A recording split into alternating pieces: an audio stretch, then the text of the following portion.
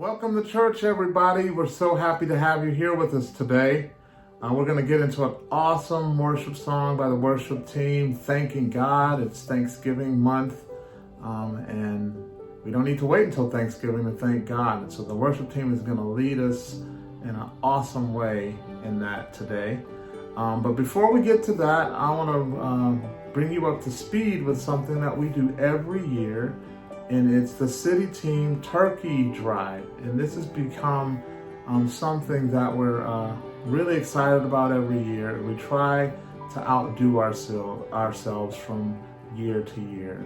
So last year, during the shutdown, everything was online and we couldn't physically bring turkeys like we've done over the years to donate to city team in order for them to feed the homeless and people that need that at Thanksgiving time.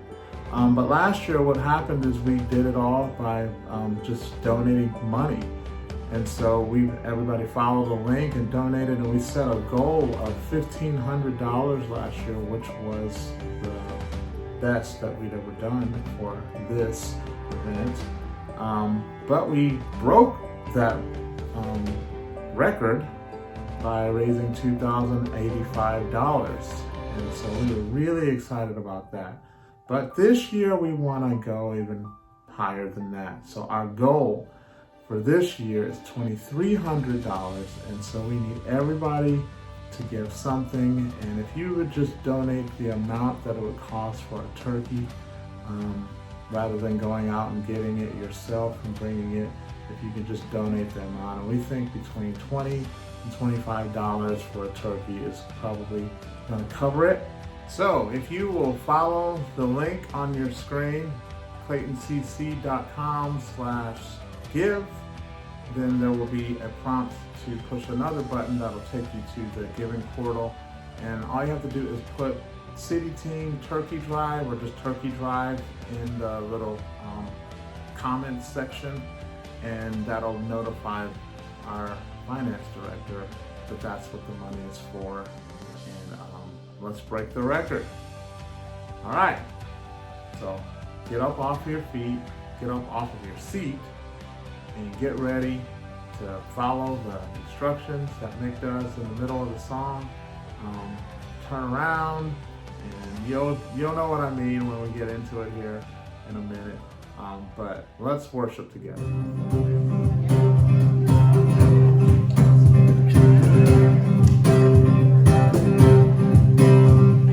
Wandering into the night, wanting a place to hide this weary soul.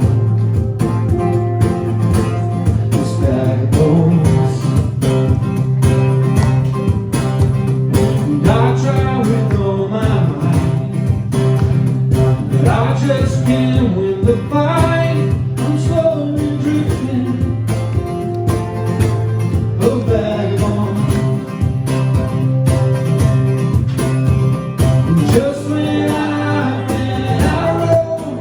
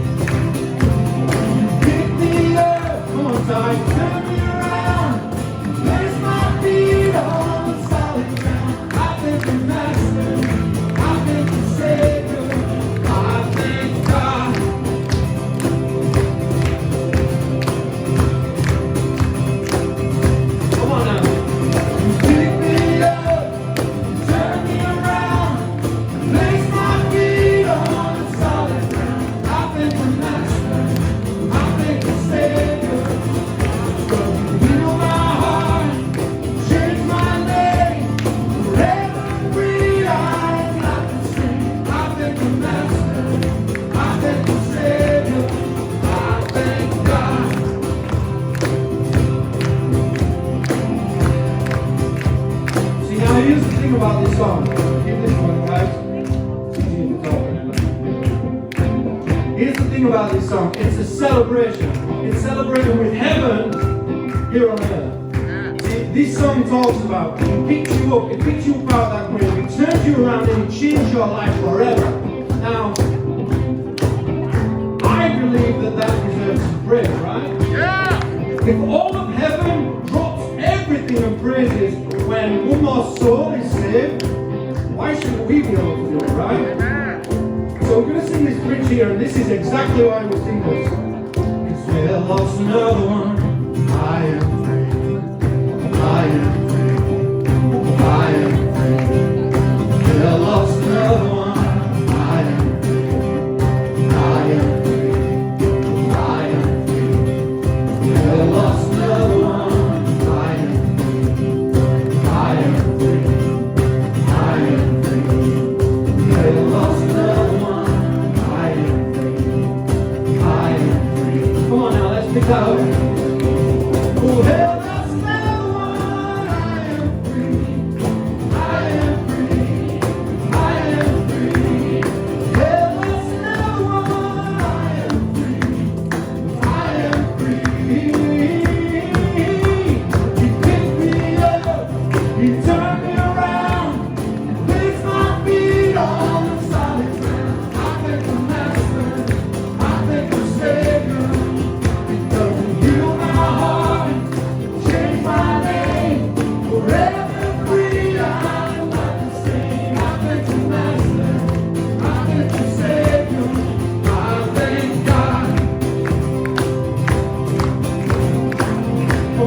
One more time. I want to see some energy in the room. I don't want to see like a sloppy little thing. I want to see some bouncing up there. Come on, Riley. You can do this.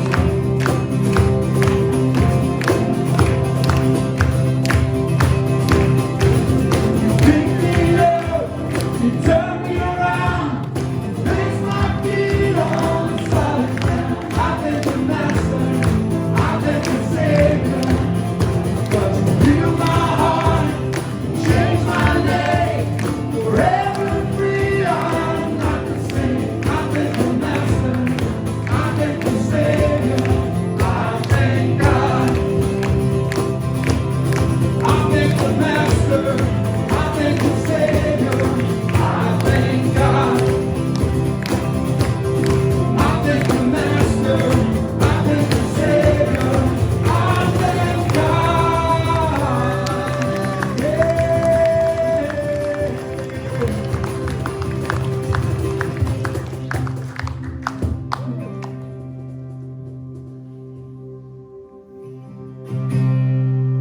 Oh, I thank God.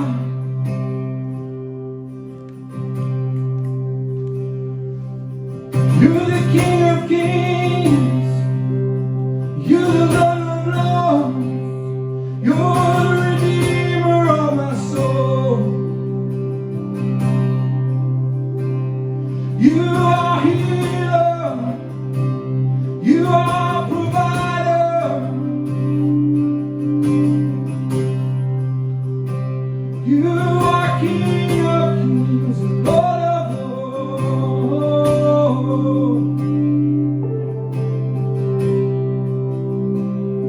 So I sing majesty.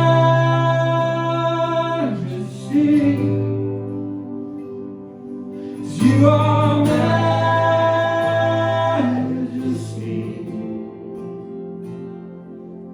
Your grace has found me just as I am, empty-handed but alive in your hands. You are majesty.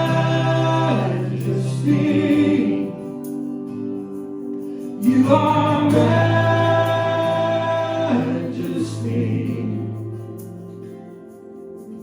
Your grace has found me just as I am, empty-handed but alive in your hands. Your majesty.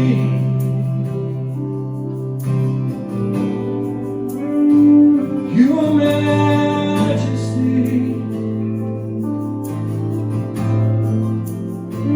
you are King of kings, you Lord of lords. Your majesty,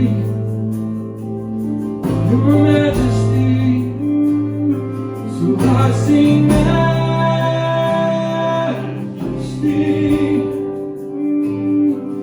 You are majesty.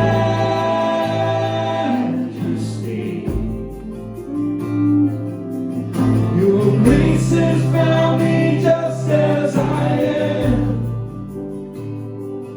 empty-handed but alive in your hands. You are majesty.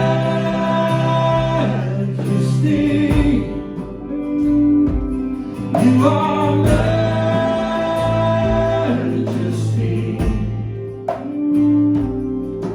Forever I am changed by your love.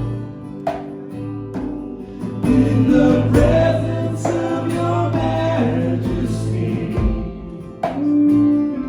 Oh, majesty.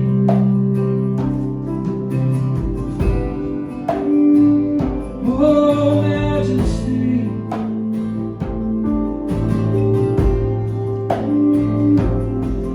I beg my knee before your throne, in the presence of your majesty. I beg my knee before your throne, in the presence of your majesty. You are majesty.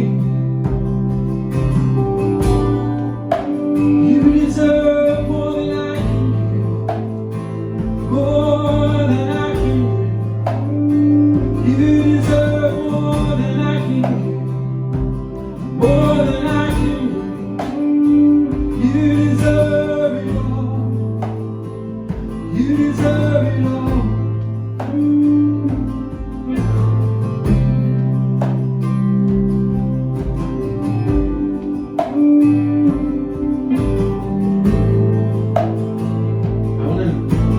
Crystal, can you take the words off of the screen a minute?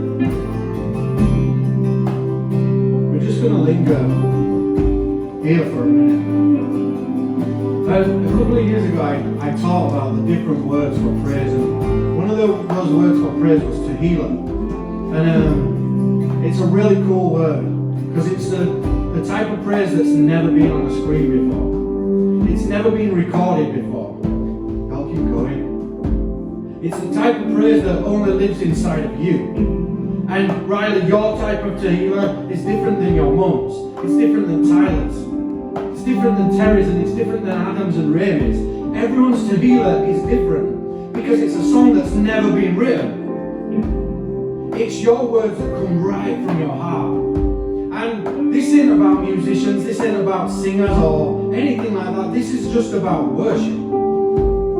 So you can say, I'm not a singer, I'm not a songwriter. It doesn't matter, because tehillah is what's in your heart. Tehillah, the words that come to your mind when you think about how good God is. So we're going to sit here in this moment just for a second, and I dare you to speak that tehillah out. Something will happen in your life when you start speaking tehillah out. It's really cool listening to Caleb and listening to your favorite artists and singing along, but something happens when you bring the praise that only belongs to you. It doesn't even belong to anybody else in your family, in your household. It's just yours. And it doesn't have to be perfect. It doesn't have to be in key. It doesn't have to be on rhythm. It doesn't have to be any of those things. It just has to be your worship from your heart.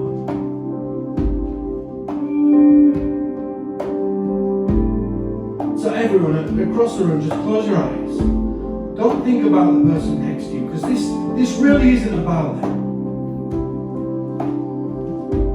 And just start thinking about the goodness of God. Think about that God that plucked you out of the life that you were living and gave you a new path. Think about the God that brought you a family around you, that taught you how to love,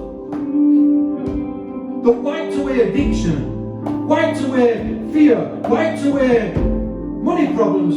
I know we still have those things, but God is working. Think about that type of God. That God that healed Leslie Mush. Think about that. And start thinking of words that describe it. Start thinking of ways that you can let him know that you love him. Remember, this doesn't have to be poetic. It doesn't have to be anything other than your words. And just start speaking those words out. If you want to sing it, that's cool. But you don't have to. Just start speaking them out. Your Majesty, in every situation of my life, I'll make you king. You are Majesty. You are Majesty. Come on, say it so your own ears can hear it.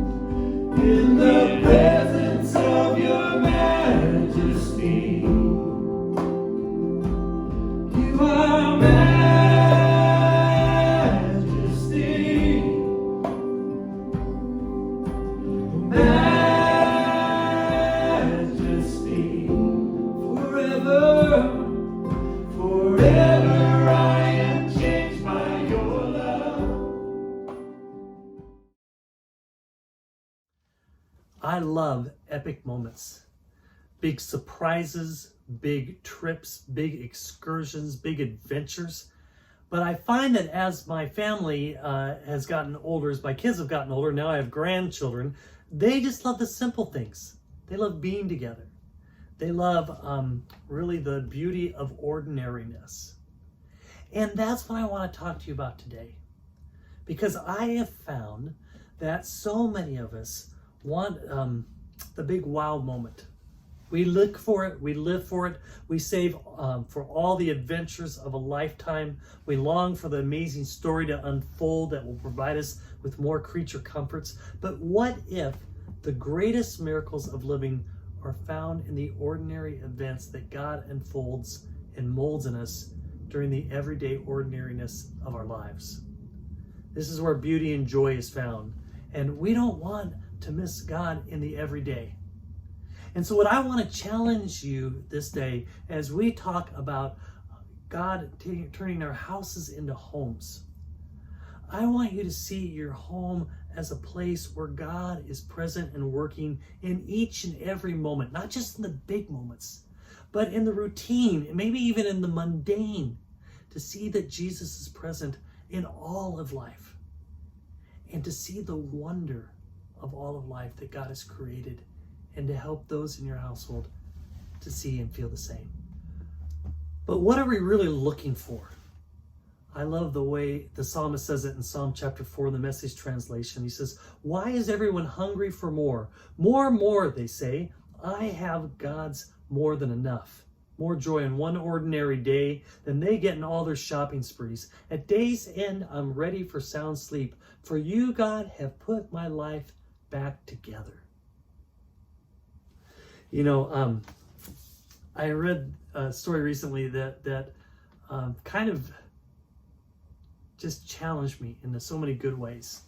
This is what they said, and it was just one of those weird stories I had to share with you. They said, "I need rituals that encourage me to embrace what is repetitive, ancient, and quiet. But what I crave is novelty and stimulation." And I'm not alone.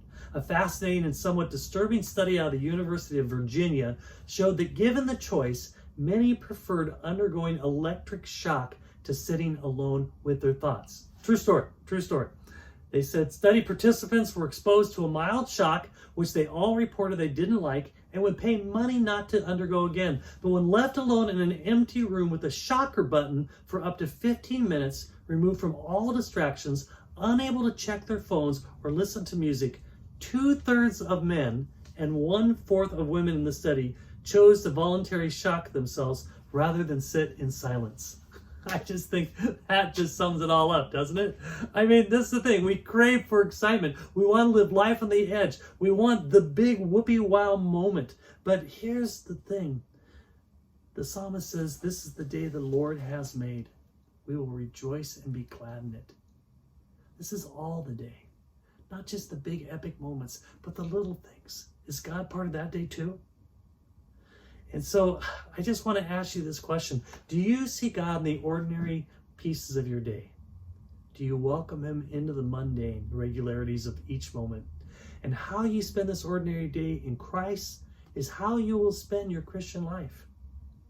For those of you who don't know Jesus, all I can say to you is that I want you to experience and to know Jesus, the fullness of the life that he has to offer. I want you to recapture God's wonders in each and every moment of your day. The big moments and even the small moments. You see, most of us have lost our sense of wonder. And I started looking in the Bible. I just looked up the word wonder, and there are hundreds of passages that talked about wonder, but these were some of my favorites. The first is sing to him, sing praise to him, tell of all his wonderful acts. That could fill your day right there, right? Or Psalm 9:1, I will give thanks to you, Lord, with all my heart. I will tell of all your wonderful deeds. Or Psalm 31:21, praise be the Lord, for he showed me the wonders of his love when I was in a city under siege. Do you see the contrast? Most of us spend our times in the city under siege, as we want to call it that way, white knuckle ride, right? We're fearful, we're tense, we're anxious. But here, the psalmist here says, I just want to praise you, Lord. I want you to show me the wonders of your love, even in the midst of these hard times. Or Psalm 45, many, Lord, are the wonders you have done, the things you planned for us. None can compare with you. Were I to speak and tell all your deeds, they would be too many to declare. That just says, where's your focus? What is it that brightens your day? Is it really just the few exciting moments, or is it just the regular moments that could be just as exciting in a different kind of way? Psalm 65:8 says, the whole earth is filled with awe at your wonders. Where morning dawns, where evening fades, you call forth songs of joy. For several years, my family has gone to Newport Beach. Not much recently with everything going on with COVID, but we spent many summers just at this little beach house right on the beach in Newport, especially when our kids were younger, and it's been a few years now. But I just know one of the big fun moments for us is that we'd go out in front of the house right on the beach every day at sunset just to see the sunset. It wasn't necessarily some big epic moment we created. It was an epic moment God created that we see every day, but that we recognized it for what it was. It was epic. And so I remember just as the sun went down and that last little sliver went over the ocean, we would all cheer. And then if you were with a spouse or a boyfriend or girlfriend or anyone, we would give each other a hug and a kiss. I remember when my daughter brought her, I think he was a boyfriend. I don't know if he was her husband yet. And it was sunset. And just as I went, she said, "It's time to kiss." And of course, he didn't complain. He thought it was a great idea and a great tradition. And yet, even now, when we are at home, when I see a beautiful sunset or if we see a beautiful full moon, I'll call my family out of the house, whoever's in the house at the moment. If it's just me and my wife, or if we're with family, kids, grandkids, we just say, "Come on, everybody, come on outside and come on." And we all just take a look and just enjoy the wonders of God. It may not seem like much to you. These are everyday occurrences, but yet it's the everyday where God moves, I think, most significantly. And so I hear Psalm 139, "I praise you because I am fearfully and wonderfully made. Your works are wonderful. I know that full well." I love this quote from a book I love. It said, Alfred Hitchcock said, "Movies are life with the dull parts cut out. Car chases and first kisses, interesting plot lines, and good conversations. We don't want to watch our lead character going on a walk, stuck in traffic, or brushing his teeth. At least not for long, and not without a good soundtrack. We tend to want a Christian life with all the dull parts cut out. Yet God made us to spend our days in rest, work, and play, taking care of our bodies, our families, our neighborhoods, our homes. What if all these boring parts mattered to God? What if days passed in ways that feel small and insignificant to us are weighty with meaning and part of the abundant life that God has for us?" You see, that's why John 10:10 says, "The thief comes to steal and kill and destroy, but Jesus says, I have come that you might have life and have it to the full." The full. I think we're adrenaline junkies. I think a lot of us, if we're really honest, are kind of addicted to just social media and the excitement of the phone. And so how do you change that mindset? How do you change a mindset for always looking for the next adventure and never quite being satisfied, to just realizing that God is present in the everyday? Because I'll tell you what, this is one of the things that I think will make the biggest difference in your home. When you see every day, every moment as a miracle, as something to wonder and to praise God for. And I think it begins in knowing who you are. You see, we are human beings, not human doings. And so I think we think that we have to do for God's approval, for the Father's approval. And we can't just rest because we think we have to gain God's approval to be worthy or to have value or to be special. I think I love how Jesus' ministry began. Because, Jesus lived in pretty much relative obscurity and ordinariness for the first 33 years of his life. There was that big moment in the beginning with the star over Bethlehem, and that was pretty exciting, I get. But, after all that hoopla died down, right? Jesus went on, he grew up. He did a lot of the ordinary things you and I do. And that there was always a sense of his Father's presence in the midst of that. He took care of his body, he washed his hair, he brushed his teeth, he maybe even made his bed, I don't know. He was a carpenter. He did a lot of probably ordinary things. But yet in the midst of this, when Jesus' ministry first began, it says this: as soon as Jesus was baptized, he went up out of the water. And at that moment, heaven was opened, and he saw the Spirit of God descending like a dove and alighting on him. And a voice from heaven said, "This is my Son, whom I love. With him I am well pleased." You see, until that day, Jesus hadn't really done anything to earn his Father's pleasure that we know of, right? He didn't do great miracles or great healings. He didn't do all the epic things that we kind of think Jesus is all about all the time. But that didn't matter. What he didn't matter as much to his Father as who he was. This is my Son in whom I am well pleased. You are a child of God, a child of the King of Kings. You have value and worth. And out of that identity, you are able then to do knowing that you are already accepted. And so the ordinary becomes special, not because of what you do, but because of who you are in Christ Jesus. So here's my question. Are the things you are doing every day rooted in the certainty of the Father's love for you? And how would this affect your day? You start your day waking up knowing that there is a God who loves you and cares for you. How does that affect how you treat that day? Knowing that God is with you.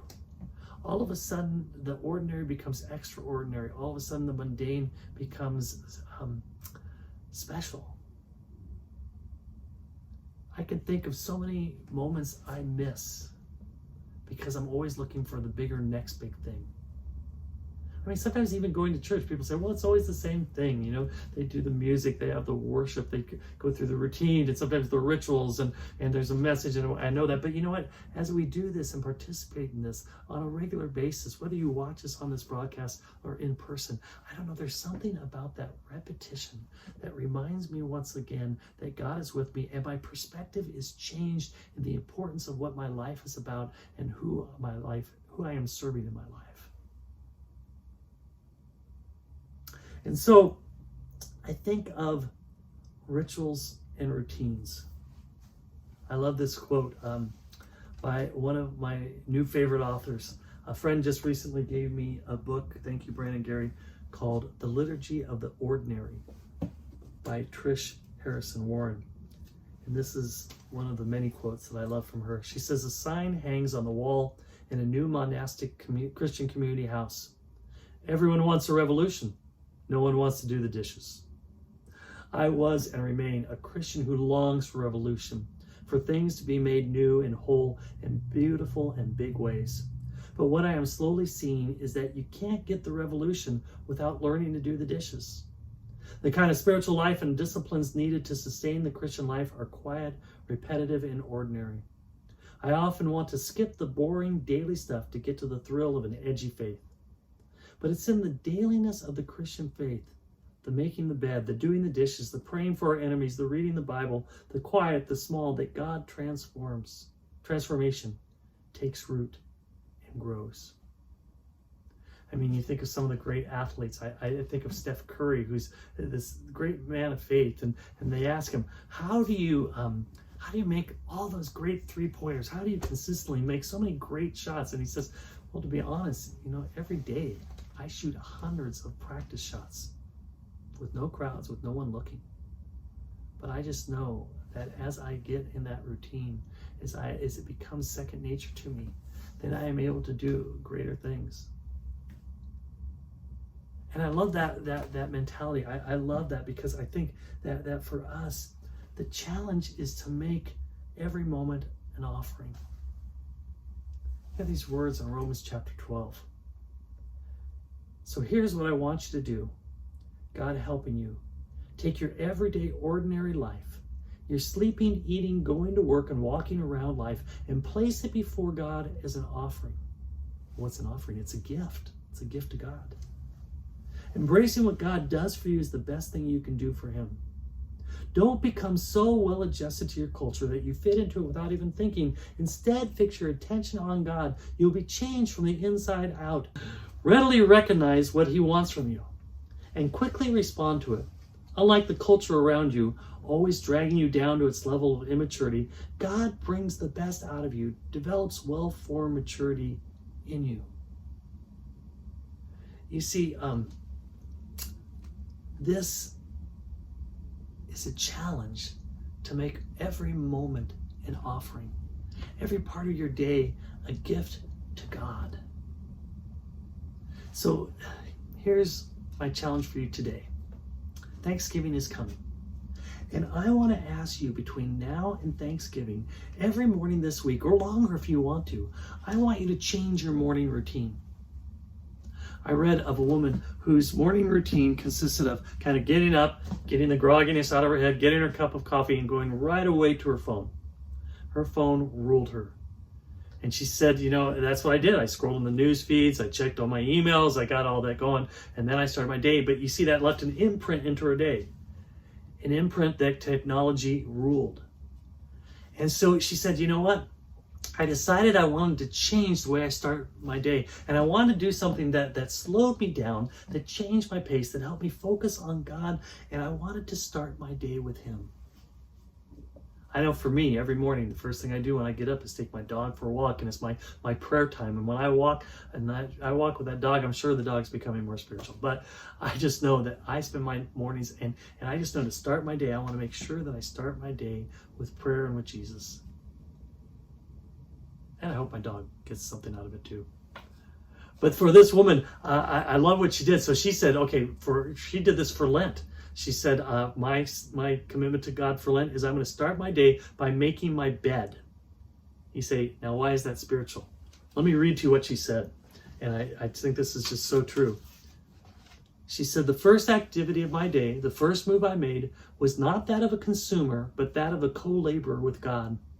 Instead of going to a device for a morning fix of instant infotainment, I touched the tangible softness of our well-worn covers, tugged against wrinkled cotton, felt the hard wood beneath my bare feet. In the creation story, God entered chaos and made order and beauty. In making my bed, I reflected that creative act in the tiniest, most ordinary way. In my small chaos, I made small order. And then there was a little space, an ordered rectangle in my messy home. And that rectangle somehow carved out a small ordered space in my messy, distracted mind. And I sat. At times, I'd read scriptures.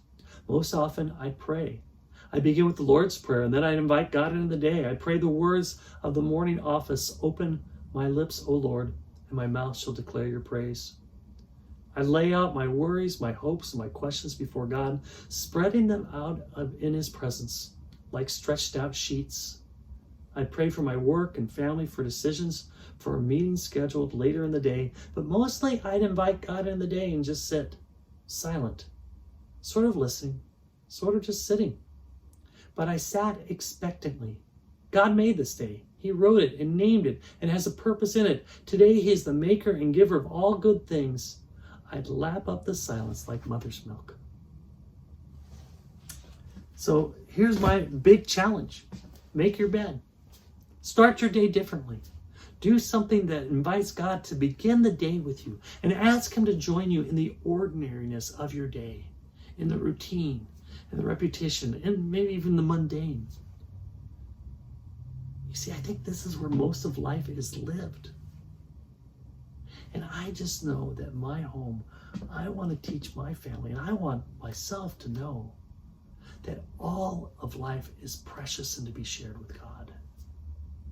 To invite Him in, to bring His amazing wonder and joy and peace and hope into every aspect of my life. How are you going to start your day this week? Lord Jesus, I just pray that we would see You in the ordinary, in the everyday moments of our life that take up most of our life, and that we would invite You in. Your presence, Your power, Your joy, Your wonder and awe. Each day, I pray we start with You. Amen. Wow, thank you, Pastor Sean. That was an amazing message, and I think you stepped on just about all of my toes with that. Maybe some of you remember several years ago there was a movie called Click, and I know it's with Adam Sandler as the star, and he can be kind of corny and a little wild with his humor. But in this movie, it was really touching because he had a remote control that would fast forward the parts of his day that he didn't care about, and so he could get to the office and do work, and he would ignore the mundane stuff with hanging out with his family and eating dinner and going to his kids' events because he was so driven to be successful and get to the exciting things. And so he would fast forward every time he got to like dinner or breakfast or just mundane stuff around the house with his family, and his kids were young at that time. And so the remote eventually recorded what he tended to do, and so it would just do it automatically and he couldn't stop it. So all of a sudden it skips like 10, 15 years and he missed his whole kid's childhood. He missed all of the everyday life while they were young, and then he was very, very sad that he missed it. And so that's what Pastor Sean's message made me think of, and how easy it is for us to get so excited about the highlights of life, or the things that we think are the highlights, and we forget about the everyday things that are the real blessings. So I'm going to really challenge myself to slow down and enjoy the everyday life. I can get really driven and focused, and so maybe you'll do the same this week. Maybe you will stop and smell the roses, and stop and have a cup of coffee and just sit with your wife, your husband, or your kids, or family or friends. And yeah, I think that's something that we all should do, especially going into the holiday season, that we make the main things the main thing. So thanks again for being here. We hope you'll come back and join us next week. Have an awesome week. See you soon.